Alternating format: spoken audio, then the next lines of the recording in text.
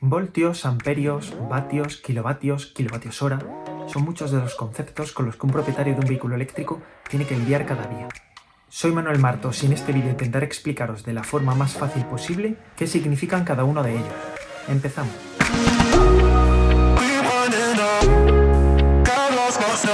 Ante todo, aclarar que debido a la naturaleza didáctica del vídeo voy a huir de definiciones técnicas y a simplificar mucho los términos en favor de un mejor entendimiento de los mismos. Para ayudaros a comprenderlo mejor, vamos a ilustrar estos conceptos con un ejemplo muy visual. Imaginad que tenemos un embalse lleno de agua, pongamos que con 100.000 litros, y queremos desaguar el embalse por una tubería.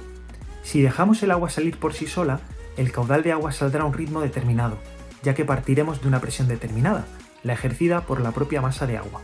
Pero si empujamos el agua, como por ejemplo con un pistón, conseguiremos mayor presión, por lo que el mismo caudal de agua saldrá en un menor tiempo, es decir, más rápido.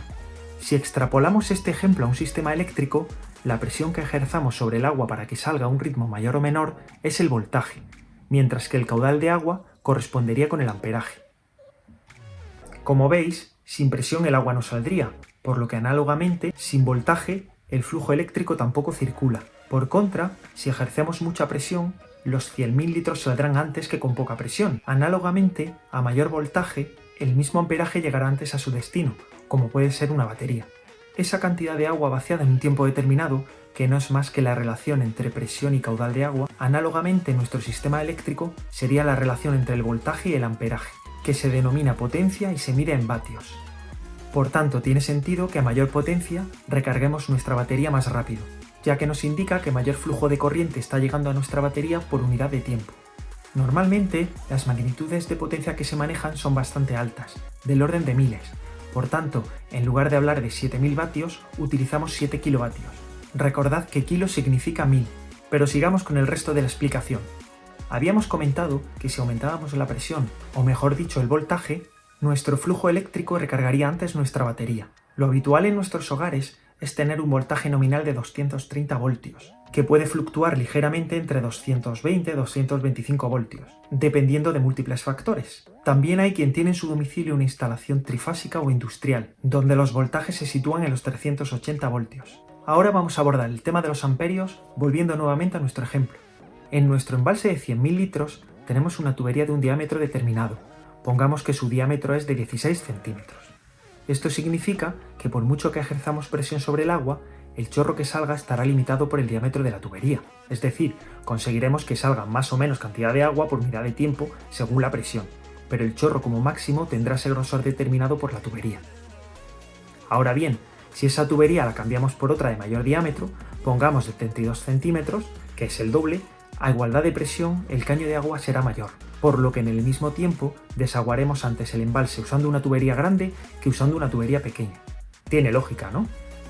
Extrapolándolo a un sistema eléctrico, como habíamos comentado, el embalse es la red eléctrica, la presión es el voltaje y el diámetro de la tubería será el amperaje máximo al que podremos cargar. Por lo que a igualdad de voltaje, cargaremos antes el coche a 32 amperios que a 16. Es decir, a igualdad de presión saldrá mayor cantidad de agua por unidad de tiempo en una tubería grande que en una tubería pequeña.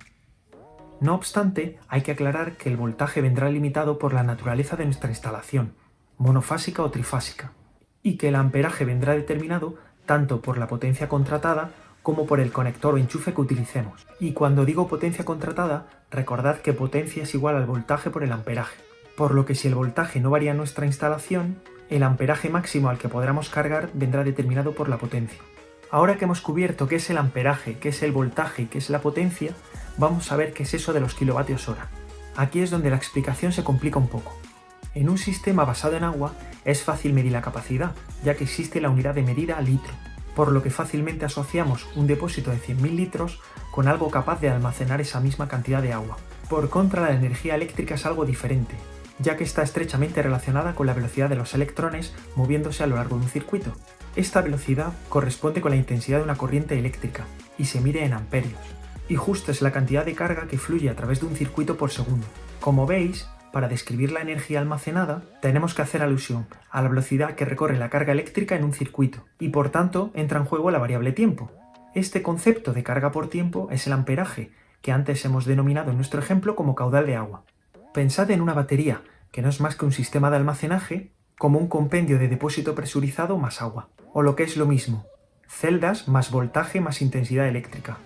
Si no existe presión, no va a salir el agua, por lo que la batería siempre tendrá un voltaje nominal para poder entregar la energía. Si no existe agua, directamente no hay nada que almacenar, por lo que la batería no tendrá energía que entregar. Como veis, existe una relación siempre entre el agua almacenada y la presión que debe existir para que ésta salga, por lo que en la batería existe esa relación entre el voltaje y la intensidad eléctrica.